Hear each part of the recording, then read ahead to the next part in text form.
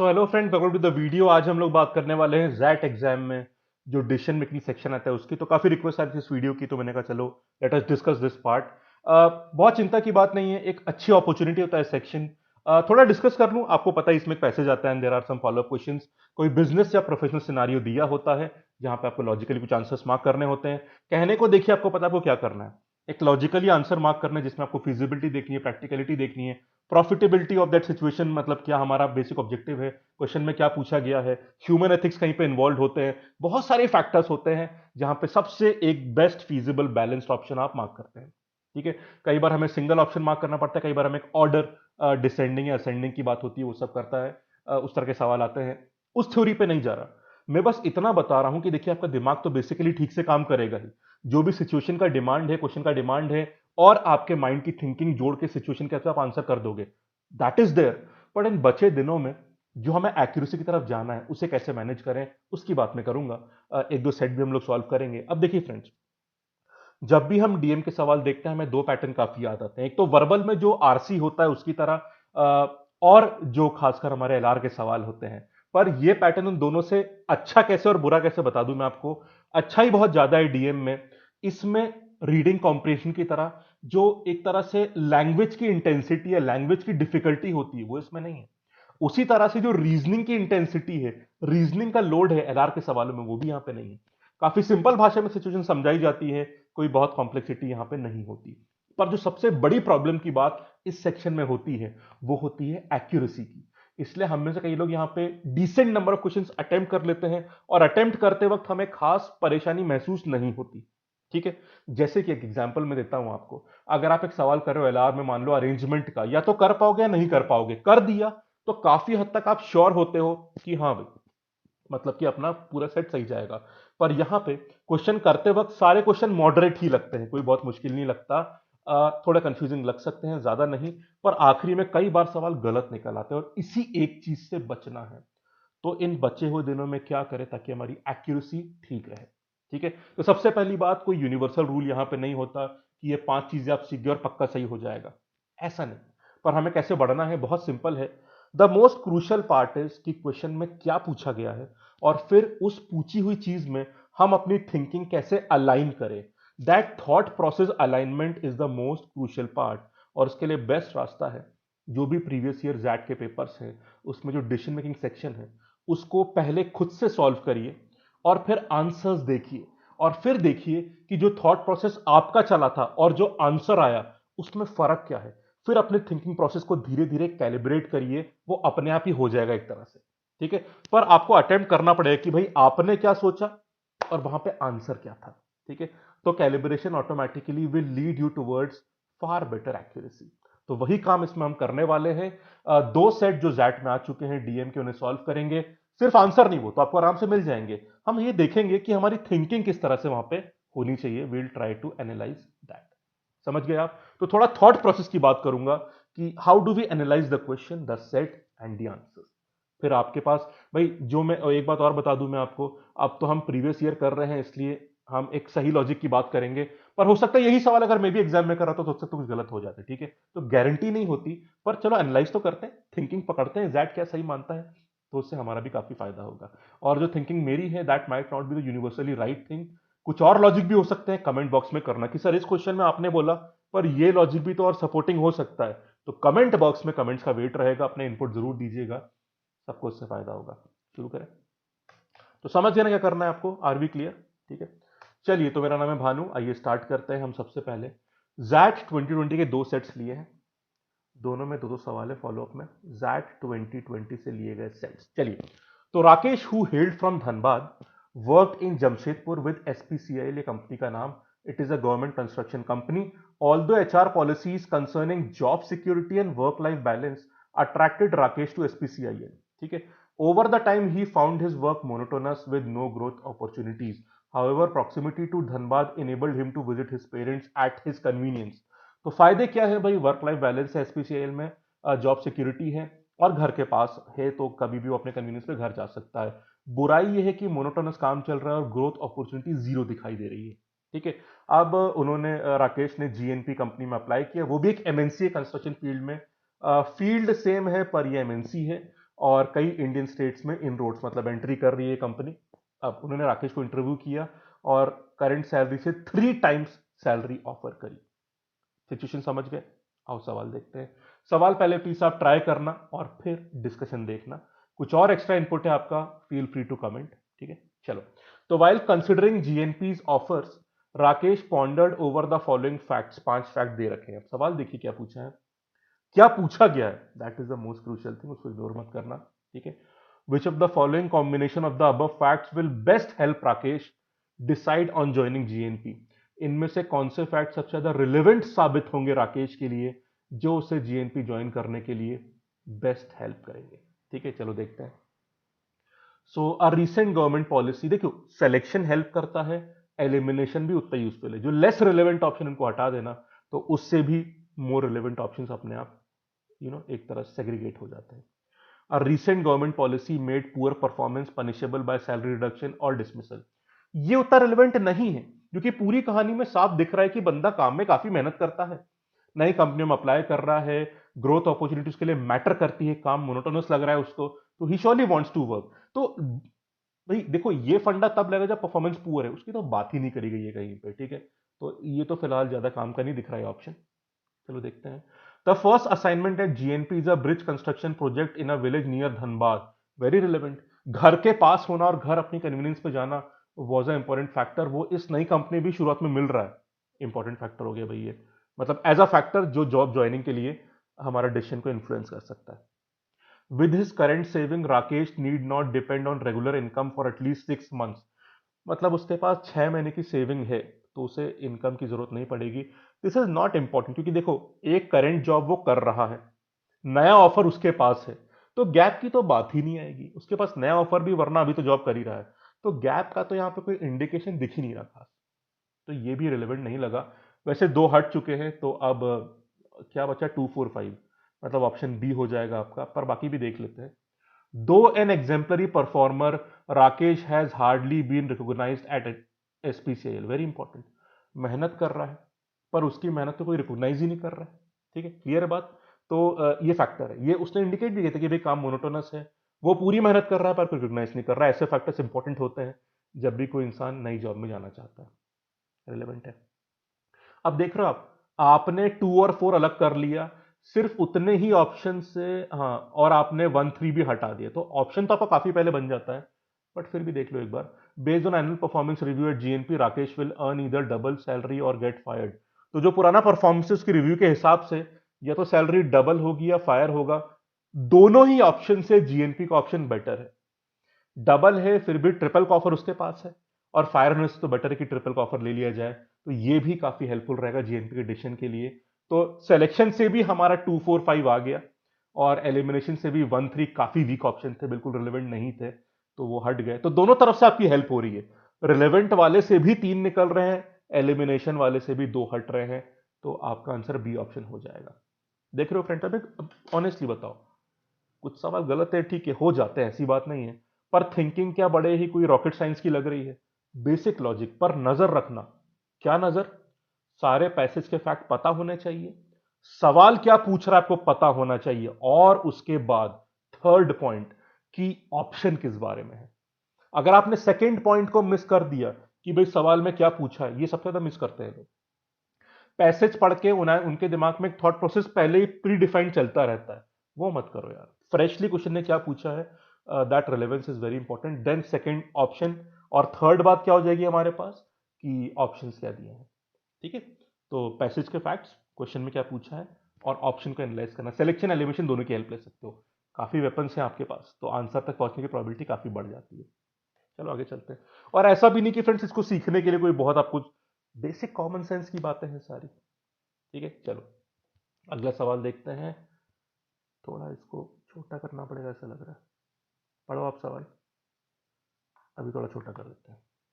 While mewling over the offer, मतलब सोच रहा था, राकेश ने मणिकंदन को कंसल्ट किया, एक ट्रस्टेड सीनियर है एसपीसीआईएल में। ठीक है, Manikandan who had friends in GNP disclose that it preferred government employees for its project in Jharkhand, Bihar and Chhattisgarh.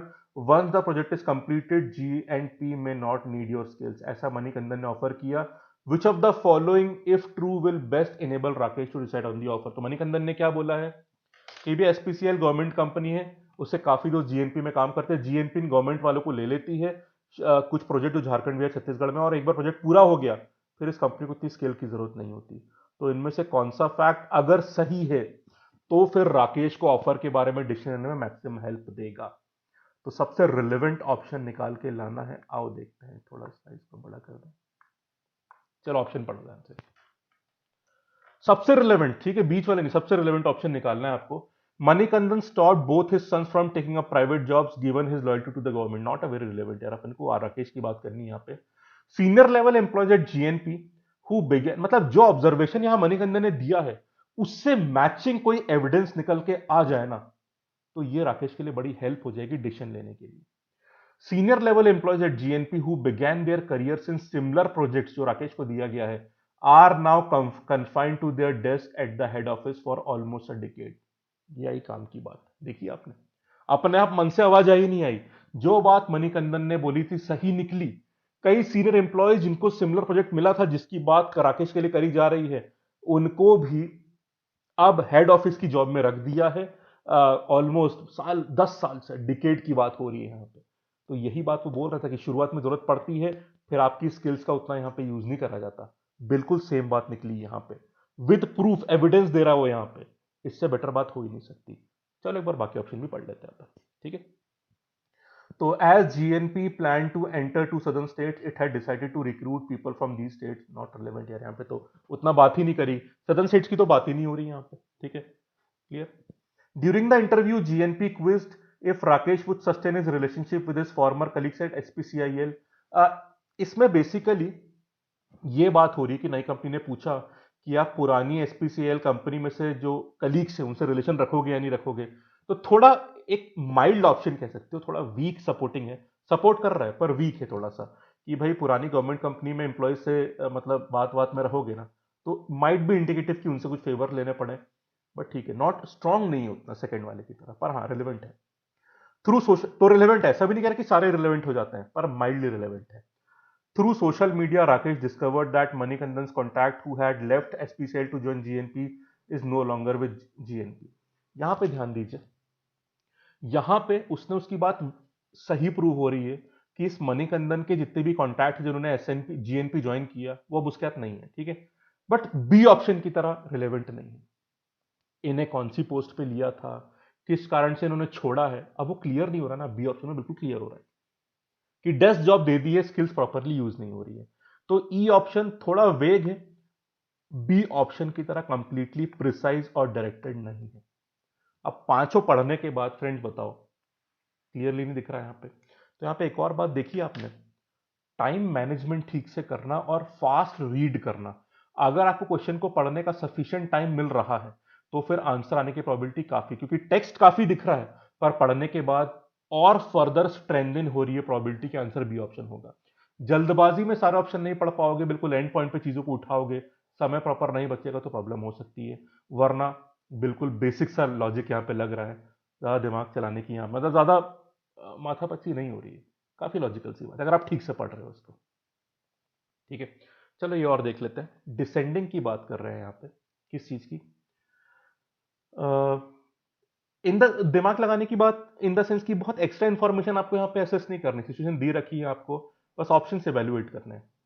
Rakesh in his current job came across incidences of bribing by private sector. तो अभी current job जो कि government job थी, उसमें देखा था राकेश ने कि काफी ब्राइबिंग प्राइवेट सेक्टर वाले करते हैं। तो ही वंडर्ड कि उसे भी जीएनपी में ब्राइबिंग करनी पड़ेगी या नहीं करनी पड़ेगी। तो he reflected on his interview with GNP. अब सवाल देख लो क्या है, थोड़ा इसको, हाँ सवाल देख लीजिए, वेरी इंपॉर्टेंट, सवाल पढ़ना जरूरी है कि क्या पूछा है।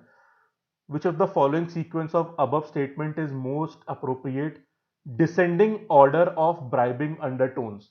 मतलब कि ऐसे कौन से स्टेटमेंट है डिसेंडिंग ऑर्डर है, मतलब मोस्ट इंपॉर्टेंट से लीस्ट इंपॉर्टेंट, जो ब्राइबिंग की अंडरटोन को और स्ट्रेंथन करते हैं कि हाँ ब्राइबिंग की जरूरत पड़ सकती है। सिंपल सी डिमांड है सवाल की, सवाल ठीक से पढ़ लेना वरना पूरी कहानी उलझी रहेगी, और सवाल पढ़ लिया मतलब मैक्सिमम काम हो गया। चलो ऑप्शन देख लेते हैं। तो ऑर्डर भी हमको यहां पे डिफाइन करना है, मतलब चारों चीजें हैं, बट मोस्ट इंपॉर्टेंट से लीस्ट वाले की बात करनी है। क्लियर? चलिए, अब यहां पे और वो अपने इंटरव्यू को कर रहा है remind. The interviewers were puzzled how Rakesh could manage his EMIs with his current income. थोड़ी बात ब्राइबिंग की हो रही है, ठीक है। अब यहां पर ध्यान से देखिएगा, इसमें बात है मतलब कि जो एलिमेंट ऑफ ब्राइबिंग वाली बात होती है, क्योंककि देखो बेसिकली इंटरव्यूअर ये इंडिकेट करना चाह रहे हैं कि भाई आपके खर्चे ईएमआई के तौर पे बहुत है, तो करंट इनकम से आप कैसे मैनेज, मतलब वो डिग इन कर रहा है कि भाई क्या कोई रिश्वत वाली बातें होती थी या नहीं होती थी। देखते हैं, it is are very relevant option, इससे और स्ट्रांग मिला तो अलग बात है। पर हाँ फिलहाल बारह बोल रहे हैं कि भाई आपके इतने सारे ईएमआईज हैं, तो आप इनकम से कैसे मैनेज करते थे, तो मतलब एक बात कहने चाह रहे हैं कि क्या कुछ ब्राइबिंग थी या नहीं। आगे देखते हैं। One interviewer was constantly probing Rakesh how Rakesh manage to meet his project deadline with little cooperation from his subordinates. ये थोड़ा वीक इसलिए पड़ता है कि यहां पे बात आपस में सबॉर्डिनेट्स की हो रही है। Basically it is not about that office, समझ रहे हो ना, ये उसी पर्टिकुलर टीम की बात हो रही है, आपस के सबॉर्डिनेट्स की बात हो रही है, तो इस कारण थोड़ा वीक बनता है। अगला ऑप्शन पढ़ते हैं। इन द सेंस कि अ, जो आपस में कोऑपरेट कर रहे हैं नहीं कर रहे, इसमें ब्राइबिंग का एलिमेंट उतना प्रोमिनेंटली निकल के नहीं आ रहा है, ठीक है। What would you do if your project had a fortnight deadline and it takes month to obtain a permit, asked another interviewer. The most relevant answer क्या पूछ रहा है भाई, आपको बाय प्रोसेस पूरा फोर्टनाइट का डेड मतलब आपकी डेडलाइन फोर्टनाइट की है, पर आपको पूरा महीना भर लेगा परमिट में। भाई तभी तो, जब किसी चीज को आप ब्रेक या फिर उसमें कोई लीवे निकालना चाह रहे हो, क्या कोई लूप होल निकालते हो, तभी तो ब्राइबिंग की जरूरत पड़ती है। सबसे रिलेवेंट बात कि भाई लंबा टाइम लग रहा है, आपको जल्दी चाहिए परमिशन, डेडलाइन कम है, तो आप क्या करोगे। तो ये तो सीधा इंडिकेशन हो गया ब्राइबिंग के लिए। तो वन ऑप्शन स्ट्रांग था, वो उससे ज्यादा स्ट्रांग डेफिनेटली थर्ड ऑप्शन है, ठीक है। अ क्वेश्चन, और फोर्थ थोड़ा वीक में चला जाता है। A question that intrigued Rakesh was, should a pack of dacoit share their loot with one of their gangs who had killed a bystander against their motto, thou shall not kill. उसी तरह की बात हो रही है कि भाई बेसिकली अगर डिकॉइट्स ने कुछ भी लूट, मतलब जो उन्होंने फिर बेसिकली डिकॉइट्स को वही पैसा मिलता है जो वो लूटते हैं, पर अगर उनके एक मेंबर ने मोटो तोड़ा उस पूरी ऑर्गेनाइजेशन का, भाई उनका क्या था कि वी शैल नॉट किल, पर उसने एक बायस्टैंडर को लूट मतलब किल कर दिया, तो क्या जो भी लूट का माल है डिकॉइटी का, क्या उन्हें उस इंसान के साथ भी शेयर करना चाहिए, ठीक है। अब यहां पे जो मेन बात है कि बहुत ही इनडायरेक्ट रेफरेंस दिया जा रहा है यहां पे, इसलिए ऑप्शन काफी वीक रहता है। क्लियर है बात? यहां पे मतलब कि इट इज नॉट, आप थर्ड ऑप्शन पढ़ो एक बार कितना रिलेवेंट है।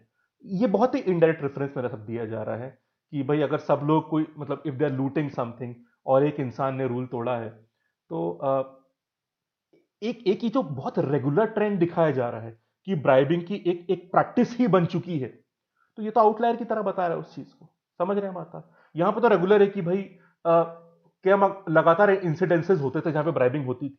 ये आउटलायर की बात कर रहा है कि भाई सबने जो रूल बनाया एक ने तोड़ दिया, तो इस कारण से बहुत वीक ऑप्शन बन जाता है। हमें तो रेगुलर चाहिए कि भाई कई बार जरूरत पड़ती है इस तरह के प्रोजेक्ट्स में। तो अगर आप ऑर्डर सेट करोगे, देखो तीन क्लियरली वन फर्स्ट प्रेफरेंस पे, उसके बाद वन है, थ्री वन क्लियर है, we have any option of three one, हाँ ये ऑप्शन बन गया सी ऑप्शन। उसके बाद आपको पता है कि टू वाला था जो उतना स्ट्रांग नहीं था, क्योंकि भाई यहां पे डायरेक्ट ब्राइबिंग वाली बात नहीं हो रही थी, और सबसे वीक ऑप्शन आपको पता है कि फोर वाला है।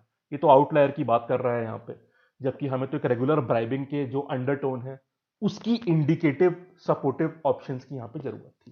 खैर, सबसे इंपॉर्टेंट थ्री था यहां पे, तो आप ये दो ऑप्शन एग्जाम में जरूर देखना कि कौन सा ऑप्शन मैच करे। थ्री आ गया, और फोर वन में से क्लियरली भाई one is far more important as compare to four, तो थ्री वन क्लियरली दिख रहा था हमको यहाँ पे, और टू फोर भी हमने अपने आप सेट कर दिया उस चीज में, और ऑप्शन में भी हमको हेल्प मिल रही थी, तो ये ऑप्शन हो गए, ठीक है। तो ये एक सेट बनता है फ्रेंड्स। तो अब बताओ फ्रेंड, बन रही है कुछ बात?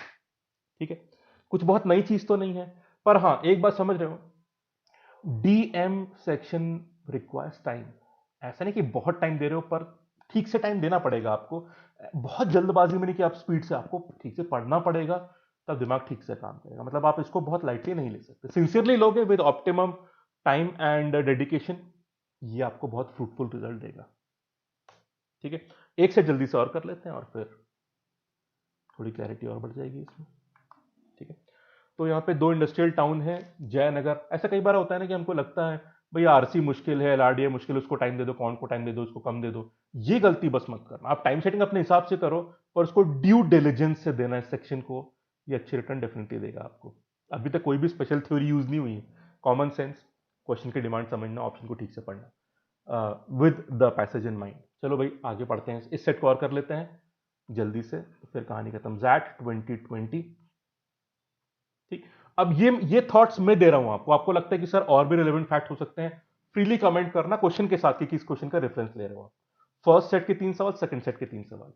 तो दो इंडस्ट्रियल टाउन है, जयनगर और रामनगर, 15 किलोमीटर दूर है और काफी सिमिलर है आपस में, land area, population, ethnic diversity और पर कैपिटा इनकम में। जगदीप सिंह की एक बेकरी है जिसका नाम है लैब एग्विट, ये है जयनगर में। क्रोसेंट, मसाला ब्रेड और होल व्हीट ब्रेड में इनकी स्पेशलिटी है, और एगलेस केक्स और ऑल्सो अ फेवरेट, ठीक। अमंग्स द फोर बेकरी, चार बेकरी जो है उसमें जगदीप की बेकरी जो है उसका मार्केट शेयर 30% है, सेकंड नंबर पे आती है। फर्स्ट पे आती है ओल्डेस्ट ले क्रोसेंट बेकरी, जिसका मार्केट शेयर है 40%, ठीक है। तो जो ले क्रोसेंट है इसका बहुत ही लॉयल कस्टमर बेस है और ये एगलेस वैरायटी ऑफर नहीं करती है, ठीक है। तो समझ गए सिचुएशन, समझ गए। दो शहर हैं 15 किलोमीटर दूर, काफी सिमिलर है आपस में।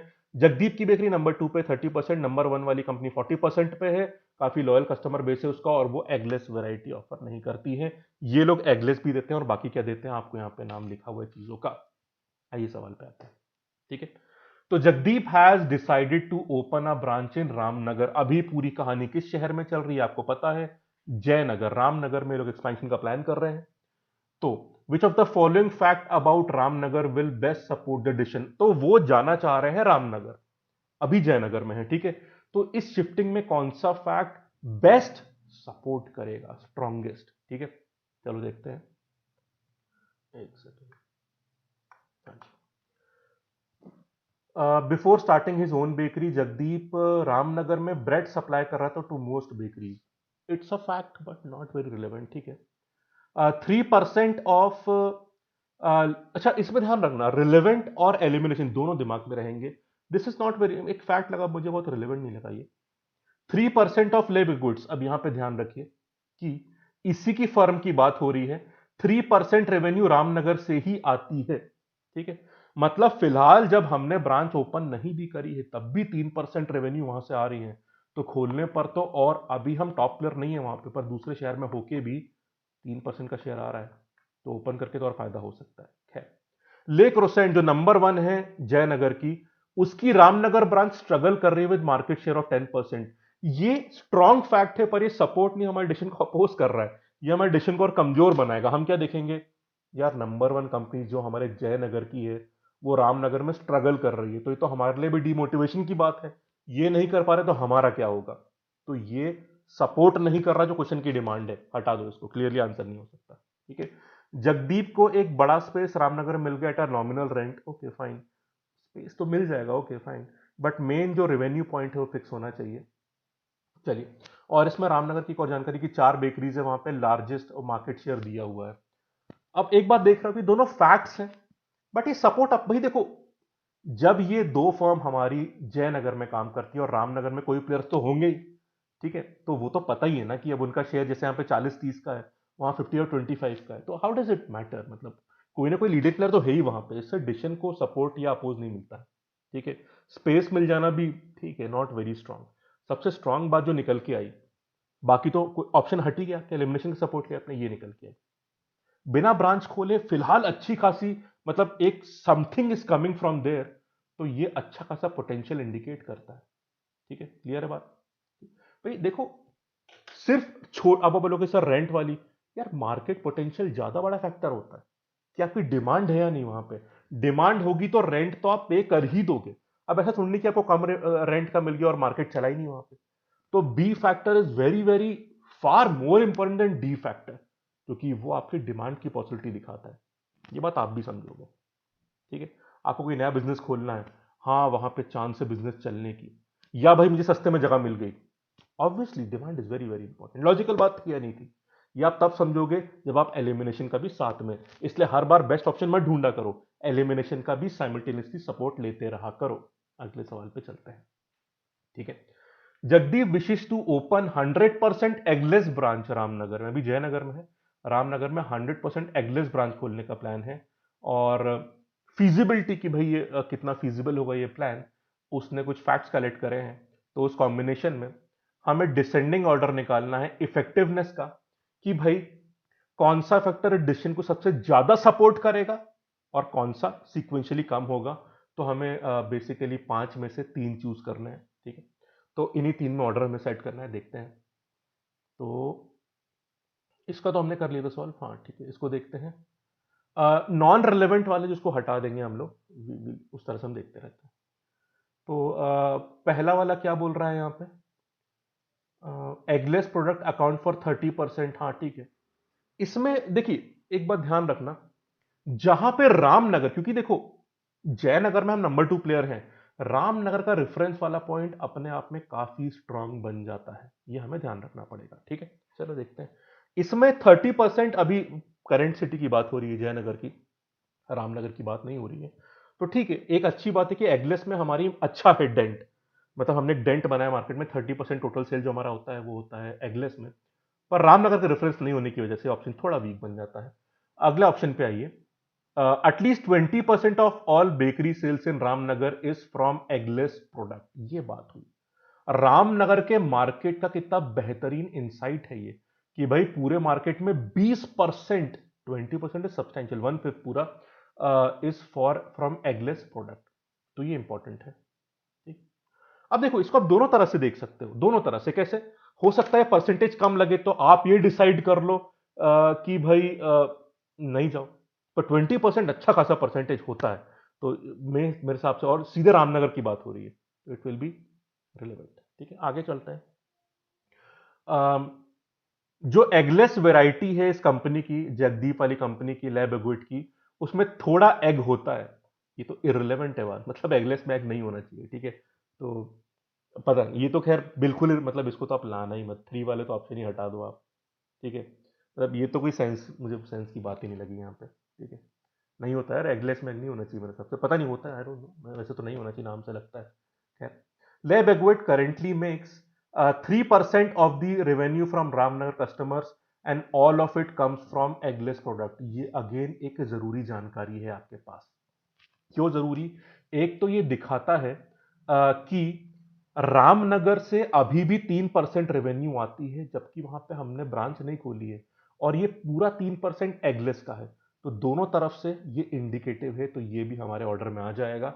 और आखिरी, ले क्रोसेंट की जो रामनगर ब्रांच है उसका, ये तो नेगेटिव ऑप्शन है। जो आपका, आप नंबर 2 पे हो, नंबर 1 वाला जयनगर का प्लेयर रामनगर में स्ट्रगल कर रहा है, तो ये तो डीमोटिवेटिंग ऑप्शन हो गया, तो इन दोनों को हटा ही दो आप। तो आपका बेसिकली क्या हो गया, 1 to 4। अब 1 to 4 का ना फ्रेंड्स एक ही ऑप्शन है, पहले तो आप देख लोगे यहाँ पे सी। तो ऑर्डरिंग अपने आप यहाँ पे हो जाती है। फिर भी अगर आप ऑर्डर देखोगे तो आपको पता है कि सबसे स्ट्रांग हमें यहाँ पे मिला था, कि भाई मार्केट में दम है, तभी तो वहां पे जाने का कुछ बात बनती है ना, कि यहाँ पे वो लोग काफी यूज करते हैं। भाई इस शहर के लोग बहुत पिज्जा खाते हैं, तभी तो मैं पिज्जा शॉप खोलने की सोचूंगा वहां पे। ठीक है, तो 2 आ गया। ठीक है, उसके बाद आपने देखा था, ये बहुत ही बेहतरीन था कि इसमें हमने यहाँ पे ब्रांच नहीं खोली है, तो ट्रेसेस में हमें सक्सेस पहले से ही मिल रही है, और वो भी एगलेस वाले में ही मिल रही है। Again very relevant. ठीक है, क्लियर है बात। और फिर एक ऐसी बात जो एक इंपॉर्टेंट चीज थी यहां पे एगलेस के बारे में थी, पर क्योंकि उसमें रामनगर नहीं था इसलिए वो रिलेटिवली थोड़ा वीक ऑप्शन बन गया। पर एगलेस की बात तो थी, तो 241, पर ऑप्शन में उसके बिना भी आपको मैचिंग हो रही थी। अगेन बात बन गई। आइए आखिरी सवाल कर लेते हैं, इसमें आपको पूरे में ऑर्डर सेट करना है, तो will see. From a newspaper, situation समझना फ्रेंड्स की कुछ एडिशनल जानकारी, एडिशनल सिचुएशन है यहाँ पे, एंड उसने पूछा क्या है, प्लीज उस पर ध्यान रखना। उसको आप कैजुअली रीड नहीं कर सकते, वही पूरा क्रक्स होता है पूरी सिचुएशन का और क्वेश्चन का, उसको लाइटली मत लेना प्लीज। ठीक है, चलिए। तो from a newspaper, Jagdeep has learn that Americans use their own ovens to bake ready to bake product sold by some bakeries. तो जैसे ये बेकरी तो पूरा खाने वाली चीज बेच रही है, कुछ bakery ready to bake products, जैसे कुछ होता है ना कि थोड़ा बेक कर दो और आप फिर आप उसे खा सकते हो, उस तरह के प्रोडक्ट जो होते हैं ना, तो ऐसे काफी, मतलब अमेरिका में, मतलब इंसान अपने घर ले जाएगा, अपने अवन में बेक करेगा और खा, जैसे मैं एग्जांपल, आपको पता है ना फ्रोजन पिज्जा आता है जैसे, आपने बेक करा खा गए आप, उस तरह की बात होती है। ठीक है, कई बार कई बेकरी तो अपने दुकान पे ओवन में आपको तैयार करके तब दे देती है। ठीक है, चलिए। अब आप बोलोगे सर हम इतना बेकरी आता है, हमको ये सब नहीं पता कि पिज्जा विज़ा, ठीक है उसमें लिखा है ना, वो भी तो समझ में आ रही है ना बात, एग्जाम्पल ऐसे दे दिया मैंने आपको। चलो, this idea just to tell you कि सिचुएशन हर समय रियल लाइफ की होती है यहाँ पे, very relevant, very near to you. ये सब काम भैया आप मम्मी पापा के साथ जब मार्केट जाते होंगे, बेकरी में, भाई बहन के साथ, दोस्तों के साथ, तो आपको दिखती हैं चीजें, तो ये आपके आसपास की सिचुएशन है सारी। ठीक है, चलो, this idea is apparently catching up in Indian metros as well. ठीक है, तो Jagdeep wants to try this in his bakery, उसने कुछ फैक्ट्स इकट्ठे करे हैं, आपको बेस्ट बताना है, select the best of the following sequence in descending order, ये डिसेंडिंग जो आपको दिख नहीं रहा होगा अभी, ऑर्डर ऑफ इफेक्टिवनेस, कि इसमें सबसे स्ट्रॉन्ग ऑप्शन जो सपोर्ट करता है कि भाई उसे अपने बेकरी में भी रेडी टू बेक प्रोडक्ट रखने चाहिए, तो उस ऑर्डर में आपको करना है। ठीक है, चलो देखते हैं, लेट अस सी। तो समझ गए ना, रेडी टू बेक प्रोडक्ट पर ध्यान होना चाहिए और कस्टमर से घर ले जाकर अपने ओवन में इस्तेमाल करेगा। आइए देखते हैं, सबसे कम रिलेवेंट ऑप्शन दिख रहा है कहीं पे आपको, चलो शुरू से पढ़ते हैं। US bakery also sell ready to bake products, हाँ हायर रेवेन्यू, हाँ। यूएस में क्या होता है कि भाई जो रेडी टू बेक वाले करते हैं उनकी रेवेन्यू ज्यादा होती है as compare to that do not, बस एक प्रॉब्लम है इसमें, इंडियन सिनारियो, मतलब इट्स अ ठीक ऑप्शन, बट इसमें सारी यूएस की बात करी गई है। भाई वो ट्रेंड सीखने के लिए अच्छा है, पर अब तो हमें अपने देश में खोलने की, देश में प्रोडक्ट ला रहे हैं, हम अपने खुद की बेकरी में ला रहे हैं, तो अब हम वहां की ट्रेंड को उतना नहीं देख सकते, वहां से सीख सकते हैं कि वहां बिक रहा है, अब यहां चलेगा या नहीं, उस सवाल के लिए ये ऑप्शन थोड़ा वीक हो जाता है। ठीक है, आगे देखते हैं। जगदीप के 7% regular customers have baking ovens in their home, very very important. भाई किसी इंसान के पास, अब आप ही मुझे बताओ फ्रेंड, एक ऐसी चीज बाजार में मिल रही है जो आपको अवन में कुछ समय गर्म करनी पड़ेगी, सबसे जरूरी बात है कि आपके पास अवन है या नहीं। अगर सारे कस्टमर के पास अवन ही नहीं है तो ऐसे, अब एक बात हम मानते कि भाई अवन का परसेंटेज बहुत हाई नहीं हो सकता, पर कुछ तो होना चाहिए कि कहानी शुरू तो हो, फिर वर्ड ऑफ माउथ से और फैलेगा, एडवर्टाइजमेंट करेंगे सब करेंगे, पर शुरू तो होनी चाहिए। वेरी स्ट्रांग ऑप्शन, कि आप चिंता मत करो, आपके रेगुलर कस्टमर में से भी 7% के पास है बेकिंग अवन, बिल्कुल है, तो वो उस प्रोडक्ट को लेंगे, वरना अवन होता ही नहीं तो कहां से लेते प्रोडक्ट आप। ठीक है, तो ये स्ट्रांग है काफी।